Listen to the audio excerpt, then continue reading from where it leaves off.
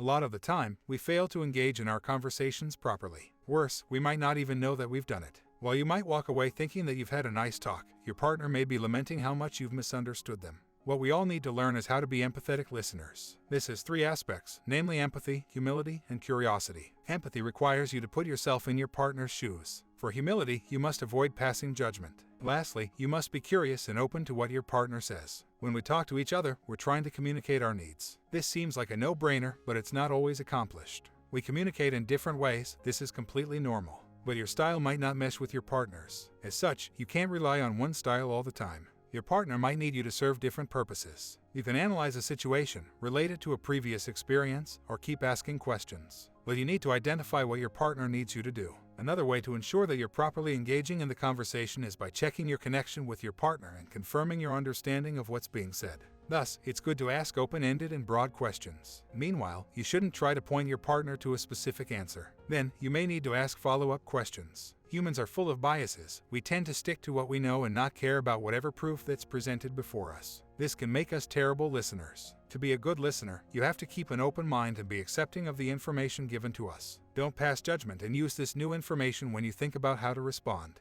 If your first instinct is to deny and refute, perhaps silence on your end is the best way to keep the talk going peacefully. It's normal for people to ramble on occasion. Unfortunately, this might be tedious and a waste of time besides. In order to redirect a conversation successfully and without offending your partner, here are a few tips. First, acknowledge the point being brought up but table it for later. You can also provide a specific reminder to help keep everyone focused. The way we talk is a product of our culture and upbringing. This can be as specific to your family and as general as your gender. This leaves a lot of space for misunderstandings and hurt feelings to occur. Conversations can become uncomfortable for many reasons, whether a difference in style or due to a power imbalance. Taboo topics may also come up, including politics, religion, or even health. The key point is to respect everyone's boundaries and know when to exit a conversation. Ideally, you want to maintain the connections you have with people and leave gracefully rather than rudely. Remember that you don't always have to stay and talk about something uncomfortable or hurtful. Take the time to recover after a draining conversation and you won't mind talking to someone too nosy or chatty again.